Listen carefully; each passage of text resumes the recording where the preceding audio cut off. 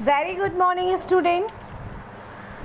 In this video, we will do chapter number 5, Quality of Standard 7, Honeycomb, English NCERT book. And the author of this story is John Galsworthy. And this is the first part of this story. देखिए पहले यहाँ पे कुछ description या फिर summary बोल सकते हैं हम उसे दिया है, उसे हम थोड़ा सा रीड करते हैं. Can a shoe maker be called an artist? क्या कोई शू मेकर जो यानी जो जूते बनाता है वो कोई आर्टिस्ट हो सकता है? Yes, if he has the same skill and pride in his trade as any other artist. हाँ, वो हो सकता है अगर जैसे कोई और आर्टिस्ट होते हैं, उनका अपने काम में बहुत ज़्यादा वो स्किल होते हैं, निपुण होते हैं, वैसे ही अगर वो भी है तो वो बिल्कुल वो एक आर्टिस्ट है. And the same respect for it too, और उसको भी सेम रिस्पेक्ट ही मिलती है. Mister Gessler, a German shoe maker settle in London, is a perfect artist. Mister Gessler जो यहाँ पे हैं वो एक शू मेकर हैं, शू बनाते हैं, जो कि जर्मन के हैं और सेटल हुए हैं लंदन में. In a perfect artist, is a perfect artist, वो एक परफेक्ट आर्टिस्ट है. Read this story to see how he devotes his life to his art. और इस स्टोरी को पढ़िए और क्या मतलब उन्होंने कैसे अपनी जो लाइफ है वो कैसे मतलब वो डिवोट की है, पूरी अपनी अर्पण की है आर्ट के लिए. चलिए स्टार्ट करते हैं. The name of this story is quality. Quality जैसे कि आपको पता है विशेषता या किसी का गुण. I knew him from the days of my extreme youth. यहाँ पे ऑथर कहते हैं कि मैं उनको मतलब मिस्टर गैस्लर जो हैं उनको अपने जब मैं यंग था, बचपन छोटा सा था, तब से मैं उनको जानता हूँ. Because he made my father's boots, क्योंकि वो मेरे फादर के बूट्स बनाया करते थे. ही lived with his Elder brother in his shop, और वो अपने एल्डर भाई के साथ, बड़े भाई के साथ उस शॉप में अपने एल्डर ब्रदर के साथ शॉप में काम करते थे. Which was in a small by street in a fashionable part of London. वो एक छोटी सी गली में मतलब उनकी शॉप थी, जो कि एक फैशनेबल पार्ट था लंदन का, वो जगह. The shop had a certain quite distinction. जो शॉप थी उसकी एक अपनी कुछ वो थी, जैसे पहचान सी थी, मतलब एक उस जगह की क्या थी, एक सर्टन क्वाइट डिस्टिंक्शन, मतलब उस एरिया उस जगह में था. There was no sign upon it other than the name of the Gessler brother. अब उस शॉप का वैसे कोई ऐसा कोई पर्टिकुलर साइन नहीं था, लेकिन उनकी शॉप का जो नाम था वो गैस्लर ब्रदर्स करके था. And in the window of few parts of boots, और उनकी जो खिड़की थी शॉप की उसमें बूट्स के कुछ पार्ट्स, कुछ जो पेयर हैं वो थोड़ा रखे हुए थे. He made only what was ordered. वो सिर्फ उन्हीं को बनाते थे जिनका उन्हें ऑर्डर मिलता था. And what he made never fail to fit. और वो जब भी कोई शूज़ बनाते थे वो कभी भी फेल नहीं होता था, मतलब वो इतने परफेक्ट थे अपने काम के लिए. To make boots such boots as he made seemed to me then and it still seems to me mysterious and wonderful. To make boots मतलब जो वो बूट्स बनाते थे, सच अ बूट, ऐसे वो बनाते थे, वो ऐसे लगते थे कि वो इतने आश्चर्यचकित और इतने ज़्यादा मिस्टीरियस थे वो, कि वो उनका काम मतलब इतने अच्छे थे ना, वो बहुत ही ज़्यादा उनके फेमस थे, वो बहुत अच्छे थे. तो I remember well my shy remarks one day while stretching out to him my youthful foot. अब ऑथर यहाँ पे कह रहे हैं कि मुझे मतलब एक शायर रिमार्क्स का मतलब होता है एक धुंधली सी मुझे एक याद है कि एक दिन मैं जब थोड़ा सा बड़ा हो गया था तो मैं वहाँ गया जब शॉप में, तो मैंने पैर जो किया स्ट्रेच किया, फैलाया. Isn't it a full hard to do mister Gessler. मैंने उनसे कहा मिस्टर गैस्लर क्या ये बहुत मतलब टफ़ काम नहीं है जो आप करते हैं. And his answer given with a sudden smile from out of the redness of his beard, it is an art. तो उन्होंने मतलब एक सडन सी अचानक एक स्माइल दी है आपने, जो उनकी जो दाढ़ी थी और अपने रेडनेस जो था उसमें, उस मतलब अपनी फेस में एक स्माइल दिया, उन्होंने कहा इट इज़ इन अर्थ, मतलब ये इधर जो इन्होंने बोला है वो तो मतलब ये एक कला है। इन्होंने ये थोड़ा एक जर्मन एसेंट है, उस एसेंट क्योंकि वो जर्मन के थे तो इसलिए उनके बोलने में हमेशा जर्मन एसेंट आता था। It was not possible to go him very often, his boots lasted terribly, having something beyond the temporary, some essence of boot stitched into them. अब वो कहें कि उनकी जो मतलब ये बहुत ज़्यादा मतलब इतना ये पॉसिबल नहीं था कि मतलब मैं उनके जो शॉप में मैं बार बार नहीं जाता था। अब वो इसलिए नहीं जाता था क्योंकि उनके जो शूज़ थे वो इतने अच्छे थे, इतने लॉन्ग टाइम चलते थे और इतने वो बता रहे कि इतने अच्छे थे बियॉन्ड द टेम्पररी कि some essence of food stitch into them. वो इतनी अच्छी तरह से मतलब सिले जाते थे कि हमें मतलब बहुत ज़्यादा वो चलते थे, इसलिए मुझे ज़्यादा उनकी दुकान में जाने की ज़रूरत नहीं होती थी। One went in not as in to most shops but restfully. वो उन्होंने कहा कि वन वेंट इन यानी जब कोई भी अगर उस शॉप में जाता था तो as one enter a church, तो उन्हें मतलब जब वो अंदर घुसता था तो उन्हें हमें मतलब सबको ये लगता था कि एक चर्च की तरह है।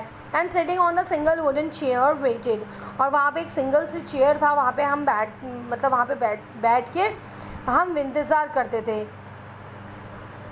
एक guttural sound and the tip tap of a slipper beating the narrow wooden stair, and he would stand before one without coat, a little bent in leather apron with sleeves turned back, blinking as if awakened from some dream of boots. अब वो जब हम मतलब वहाँ पे बैठते थे थोड़ा वेट करने के लिए, वो बोलते थे तो वो हमें उनकी जो चप्पलों की आवाज़ थी, मतलब उनके जो एक्चुअली क्या था, उनके शॉप के ऊपर उनका एक शू, जैसे लोग स्टोर रूम बनाते हैं वैसे उनके शूज़ ऊपर से वो लाते थे और वो लकड़ी की सीढ़ियाँ थी, उससे जब वो उतरते थे उनकी जो चप्पलों की जो आवाज़ थी वो टिप टैप करके आती थी, तो वो नीचे उतरते थे। और जब उस दिन भी जब मैं बैठा तो वहाँ से ऊपर से नीचे उतरे, उनकी चप्पलों की जो आवाज़ थी सीढ़ियों से आई और उन्होंने वो सीधे मेरे सामने खड़े हुए, विदाउट कोट नहीं पहना था उन्होंने, लिटिल बैंड थोड़ा सा वो झुके हुए थे और लेदर का उन्होंने एक एप्रन पहना हुआ था और अपनी जो उनकी जो स्लीव्स थी उसको उन्होंने फोल्ड किया था और उनकी जो आईज थी वो ब्लिंकिंग हो रही थी, जैसे कि मानो कि वो जो है बूट्स के ड्रीम्स से, बूट्स मतलब जूतों के जो ड्रीम्स है सपने से अभी मतलब से आए हैं बाहर। And I would say how do you do, तो मैं मतलब आई वुड से मैं ये कहता था कि how do you do mister Gessler, could you make it my pair of Russian leather boots, की हाउ डू यू डू, आप कैसे कि आप क्या मतलब आप कैसे करते हो मिस्टर गैसलर। और उन्होंने कहा आप क्या कि मैंने ये भी कहा कि आप क्या मेरे लिए रशियन लेदर से बना हुआ एक बूट बना देंगे लेदर का। Without a word he would leave me retiring whence he came और into the other portion of the shop. आप बिना कुछ शब्द मतलब बोले हुए वो वहाँ से चले गए, उन्होंने मेरा कोई क्वेश्चन का आंसर नहीं दिया और उसके बाद वो जो तो उनका पोर्शन था ऊपर शॉप का वो वहाँ चले गए। And I would continue to rest in the wooden chair inhaling the incense of his trade. अब मैं वहाँ पे जो लकड़ी की चेयर थी उसमें बैठा हुआ था और मैं जब इनहेल कर रहा था यानी जब सांस ले रहा था तो मुझे ऐसा लग रहा था कि जैसे मैं जूतों की फैक्ट्री में बैठा हूँ, मतलब इतनी खुशबू आ रही थी जूतों की। Soon he would come back holding in his hand a piece of gold brown leather, और जल्दी ही वो मतलब एक मेरे पास आए, उन्होंने एक हाथ में एक येलो गोल्डन ब्राउन कलर का लेदर का पीस पकड़ा हुआ था। With eyes fixed on it, और अपनी आंखें उसमें फिक्स की थी। ही वुड रिमार्क, उन्होंने रिमार्क किया व्हाट अ ब्यूटीफुल पीस, उन्होंने कहा कितना सुंदर मतलब ये पीस है। When I too had admired, और जब मैंने भी इसे देखा तो मैंने भी इसकी तारीफ़ करी। He would speak again, फिर वो दोबारा बोले वैन जी वोन डेम, आपको ये कब चाहिए। एंड आई वुड आंसर, तब मैंने आंसर दिया, oh as soon as you conveniently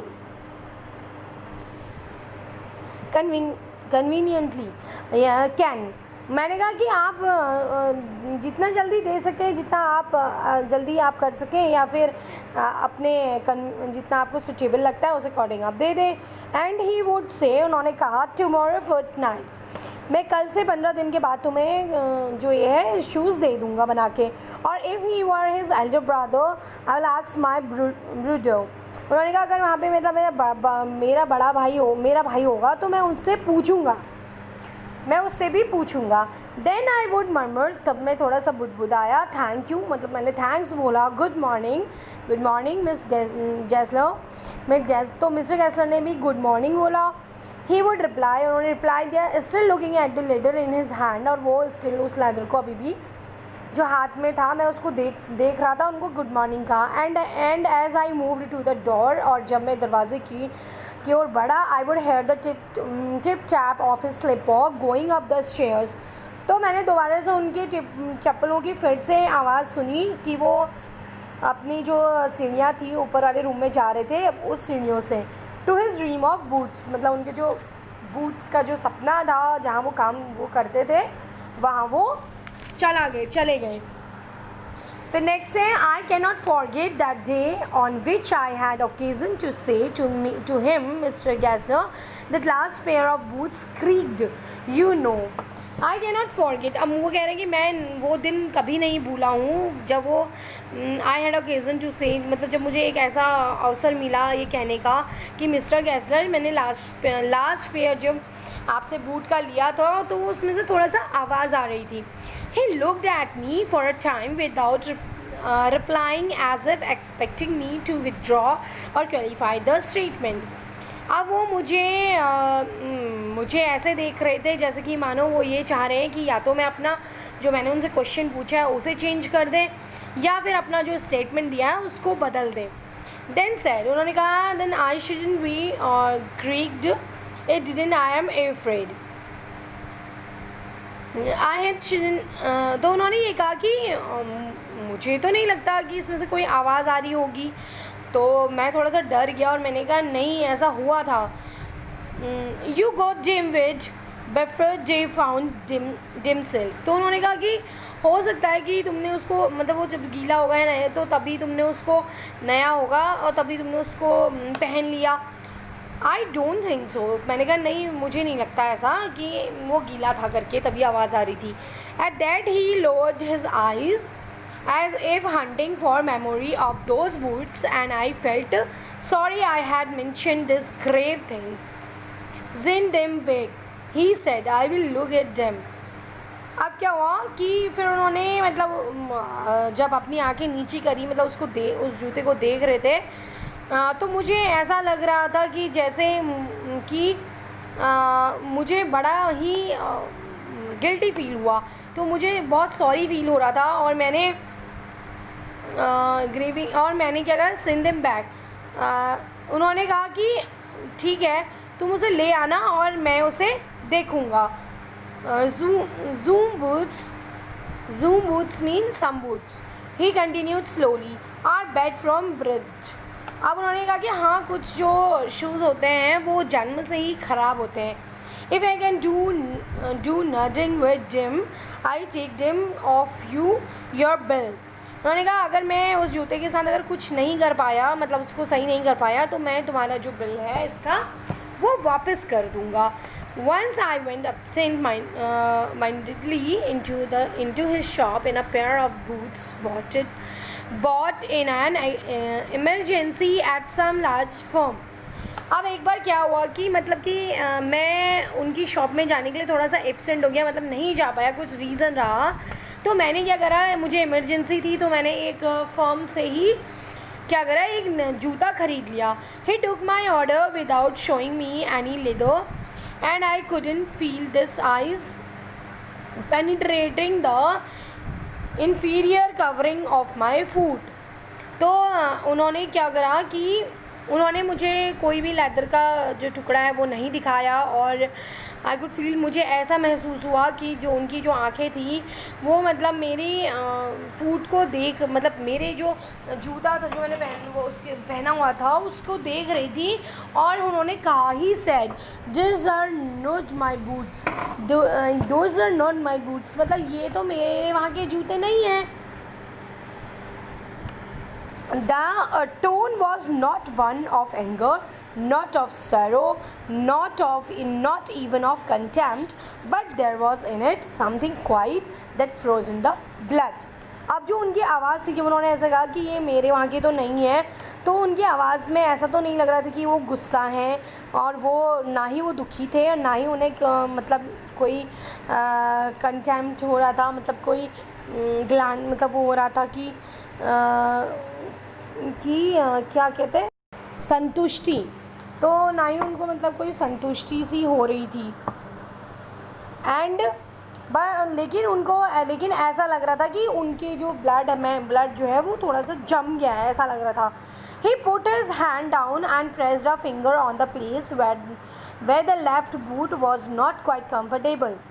अब उन्होंने क्या करा कि मतलब अपना जो फिंगर था उसे मेरे शूज़ में ऐसे दबाते हुए, पैरों में ऐसे दबाया लेफ्ट बूट में, कि वो कंफर्टेबल है या नहीं, वो ये चेक कर दे। It George he dare he had this big worms are have no self respect. उन्होंने कहा कि डियर, ये जो हाँ हो सकता है ये जो बड़ी बड़ी फॉर्म्स होती हैं इनका कोई रिस्पेक्ट नहीं होता है। And then as if something had given way with him he spoken long and bitterly, मतलब उन्होंने बड़ी ही बहुत लंबे और बड़ी मुझसे बोल रहे थे कि बाय विद हिम, कि उन्हें मतलब ये लोग क्या करते हैं कि इनको ऑर्डर मिलता है, और it was only time I have heard, कि ये लोग क्या करते हैं, ऑर्डर करते हैं और काम जो मतलब हम लोग इसको स्टिच करके देते हैं, ऐसा कुछ बता रहे थे वो। It was the only time I have heard discuss the condition and hardships of the trade, और I have ever heard discuss. तो मुझे उनकी बातों से उस समय ऐसा लगा कि वाकई में जो मिस्टर गेस्लर है वो वाकई में कितनी मेहनत करते हैं, और कितना उनका जो ट्रेड है वो कितना मतलब हार्ड वर्किंग है, कितनी मेहनत करते हैं वो अपने काम में। और ये कंपनी वाले तो ऐसे ही मतलब वो कर देते हैं, सिर्फ इन्हें मतलब इनका एडवर्टाइजमेंट ज़्यादा होता है, ऐसे करके बताने लगे। They get it all he sad, they get it by advertisement not by work. उन्होंने कहा ये लोग क्या करते हैं ना, सिर्फ काम जैसे हम लोगों से कराते हैं, और ये लोग इन लोगों का सिर्फ एडवर्टाइजमेंट होता है, और एडवर्टाइजमेंट इनके कोई काम का एडवर्टाइजमेंट नहीं होता है, वो काम ये नहीं करते हैं। They take it away from us, ये हम ही से लेते हैं shoes, who love our boots, और जो मतलब कि हमारे जो बूट्स होते हैं उसे, और it comes to depressingly I have no work. अब उन्होंने ये कहा लोग क्या करते हैं, ये सिर्फ हमसे ही बूट लेते हैं, और देखो और अभी हमारे पास कोई वर्क नहीं होता है, ये लोग हमसे मतलब ये गेम सा खेलते हैं, देखो हम लोगों से शूज़ ले लेते हैं। तो उन्हें मतलब ये बड़ा सब कुछ जब वो बोल रहे थे उन्हें बहुत बुरा लगा। सो डियर स्टूडेंट, ये this is the first part of this story, और सेकेंड जो पार्ट है हम इसका कल करेंगे, क्योंकि ये जो चैप्टर है थोड़ा सा लेंदी है, और आई होप आप इसको एंजॉय कर